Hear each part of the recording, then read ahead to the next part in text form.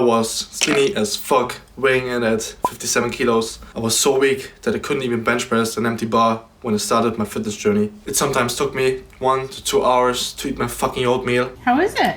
Good. Think you're enjoying? Bulking was so difficult for me that I, at the end of the day, had the feeling that I need to puke, or sometimes I even did. And even though I was skinny, I couldn't eat, I came from those circumstances, I've managed to go from 57 kilos to 87 kilos now, gaining 30 kilos in 5 years. First, I want to change your mindset when it comes to bulking. Bulking gets easier the more often you do it and the longer you bulk. If you're watching this video, you're most likely on the skinnier side of things, and you need to know one thing, which is that 90% of your gym journey should be focused on bulking. You don't have to fucking cut every single summer or every single time you feel a little bit chubbier. You need to bulk to boost your performance in the gym, which in return mean that you'll put on muscle and size. You cannot go into the gym not bulking. For reference, I've been training for 5 years now, and I've cut one time in this whole journey, and I'm still somewhat lean. There's no fucking need for me to cut every single summer when I don't even have the muscle mass to cut to.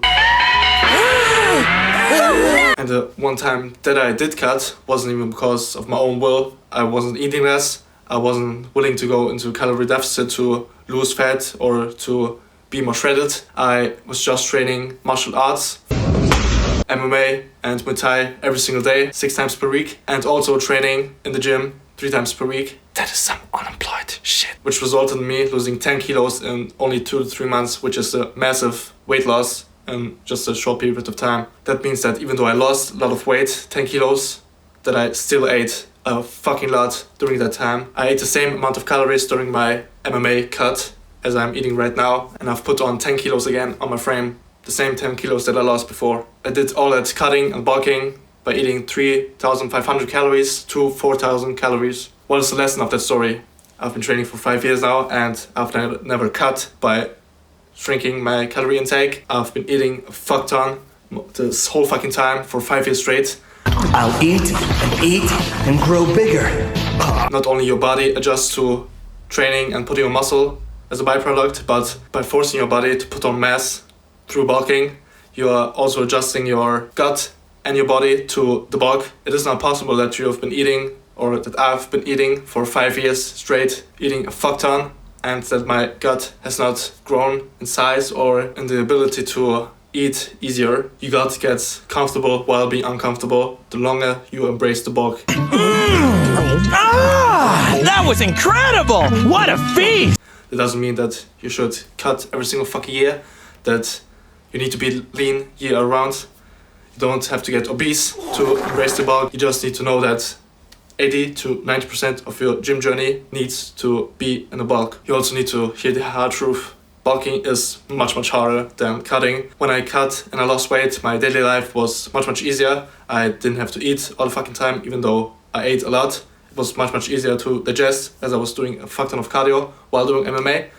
My work capacity or cardio, again, in the gym and outside of the gym was better. I was breathing better. Everything was just better, but bulking is necessary to put on muscle. You cannot put on muscle without bulking. That doesn't mean that bulking is unhealthy. If you don't push it to the extremes, it is not. But it is much more uncomfortable to stuff your face every single day, every single time, that you have to schedule your meals, or that your life somewhat revolves around your meals. You're stressed the fuck out if you miss one.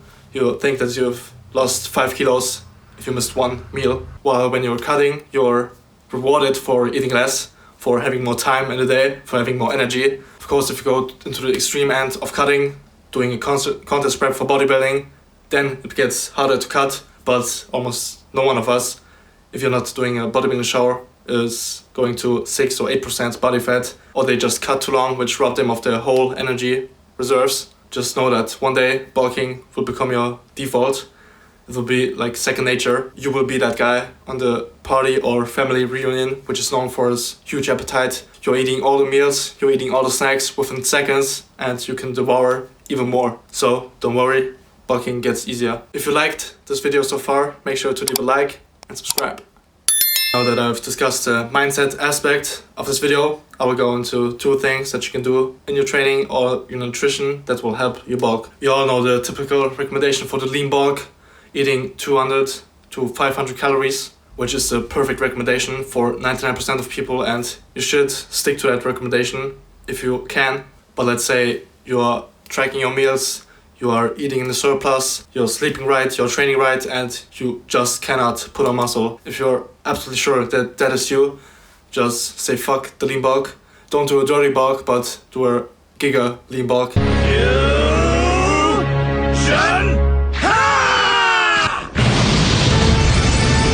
How about Giga lean bulk, which means that you'll be eating clean still, but you'll up the calories to 500 to 1000 calories.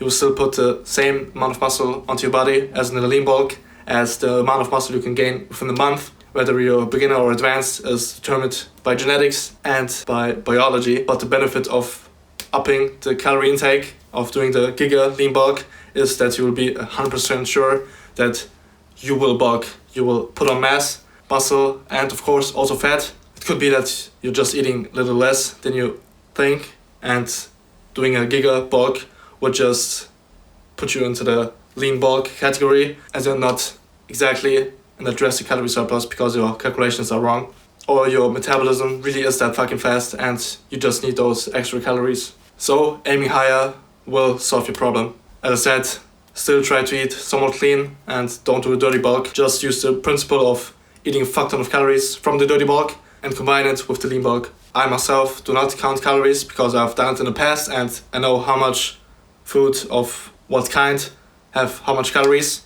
Again, I'm roughly in that 3,500 to 4,000 calorie zone. But if you have a hard time with putting on muscle and you're not tracking your calories, you're hindering your progress big time. You don't have to count your calories for the rest of your life. You just need to do it for a few months and you will somewhat grasp the idea of how much of what food have how much calories. So calculate your maintenance calories and add 500 calories on top of that. Then weigh yourself at a specific time and day every single week. You cannot know if your bulk is working or if you're in the right calorie surplus zone if you're not tracking your progress on the weight scale. Let's say you have added those 500 calories to your calculated maintenance calories and you've weighed yourself on Monday week 1 and Monday week 2. Same hour of day, you're pissed and pooped and you did not gain any weight. If you have really counted the calories, you can now add another 200 calories on top of that number. If you're now gaining weight every single week, roughly half a kilo, 1 pound per week, you can stick to your calories and your current calorie surplus until it doesn't work anymore, because that upper threshold of how much you have to eat gets bigger and bigger the heavier you get and the more you bulk or the longer you bulk. Once you're at maintenance calorie intake again, just repeat the process and add another 200 calories. And please don't be turned off of counting calories. You don't have to do it for the rest of your life. As I said, I've been bulking consistently and making good progress, maybe not milking out 100%, but maybe 95% by not counting my calories, and it is still working. But again, I did it for some time and I know roughly what meals have what amount of calories, but I also need to know that I eat 4 meals every single day and 3 of those are the same every single day. So that's why I am in the 3,500 to 4,000 calorie zone. As the last meal that is not the same every single day puts me somewhat in the zone. I eat what my mom cooks me. Maybe you can do the same thing. If you can eat the same meal every single day, like I can, and just have one meal that differs every single day, you can just count your calories of your main meals, which you eat and repeat every single day. And then you have roughly your calorie surplus or intake number. So you're eating more than on a typical lean bulk, which means that you will for sure put on muscle and some fat. But I will not let you be a fat fuck and get obese, because I will suggest you to add cardio to your program. What? Bro, what are you talking about, man? Cardio will boost your hunger immensely. When I was doing cardio every single day while training MMA, bro, I could eat the whole fucking day. Do cardio at least 2 times per week. You don't have to do more than that if you don't want to, and you don't have to overdo it. If you just do cardio twice per week, you will still get the benefit of increasing your hunger, which will in return make your bulk much easier because you can stuff your face easier. But not only that, it will make your muscles much more plump and more static, my own personal anecdotal experience. And there are much more benefits to cardio, which I will list right now. Cardio will boost your work capacity, which means your ability to produce maximum productive output in the gym. If you're gasping after a set of pull-ups or bench press, your work capacity is seriously lacking and you need to do your cardio. Shitty work capacity actually hinders your capacity to build muscle, as you cannot produce maximum force and recruit your whole muscle fibers, therefore build more muscle if you're gasping for air all the fucking time. So in a sense, cardio doesn't kill your gains, but it actually saves them. Cardio also increases your vascularity and blood flow to the muscle itself, without even being linear. This also confirms my anecdotal experience of my muscles being more plump and more juicy while having done cardio. You're most likely thinking, bro, I'm already training 6 times per week. How can I add cardio to my regimen? I will not recover from that, but having good cardio and doing your cardio, not skipping it, will actually boost your ability to recover from session to session. Every single session itself is not as draining as it was before, as increasing your work capacity, as I said, will boost your ability to recover from set to set, from exercise to exercise, and also therefore from session to session. And of course, cardio, heart health, it's important to take care of your heart and do your fucking cardio so you do not die as a jacked bodybuilder from cardiac arrest. All of these things, your work capacity, your ability to recover from session to session, and your heart health suffer immensely the longer you bulk. Bulking is not dangerous if you stay in the healthy body fat zone, which is somewhere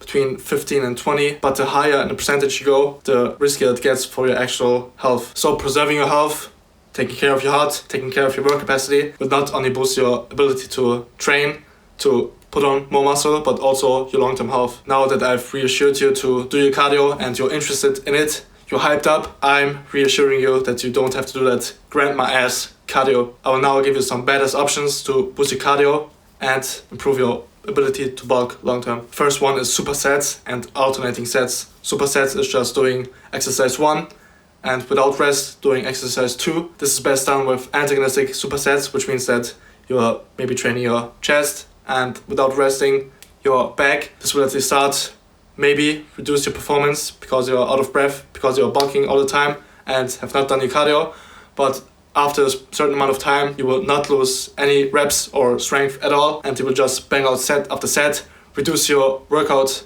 duration by a lot, and do your cardio while doing the thing that you enjoy, which is lifting. If you want to ease yourself into supersets or really reserve your energy for 100% certainty and not lose any strength in the process, you can just do alternating sets, which is the same as supersets, but after doing the exercise 1 and going to exercise 2, you will rest 1 or 1.5 minutes between the exercise instead of jumping into it straight away. The second option is incline treadmill jogging, which reduces the amount of time you have to jog by a lot. In my prime, when my cardio was at its best, I could jog for like 50 minutes or 20 minutes on an incline, and that will be it. It's different. It never gets easier, huh? Never, ever, ever gets easier. I don't have to jog 40 minutes to an hour to get the same benefits or even more of a benefit with the incline treadmill walk or jog. Incline treadmill jogging or jogging up a hill is also better for preserving your joints and maybe building even more muscle mass onto your lower body. The third one is longer distance carries. You can just pick up some weights, whether it's dumbbells or a loaded trap bar, and go walking on your treadmill in the gym. If you want to increase your intensity even more, you can even put it on an incline, as I said before. The fourth one is super badass and super efficient, which is hill sprints. When doing hill sprints, you sprint for a few seconds or 30 seconds max. You jog down the hill again.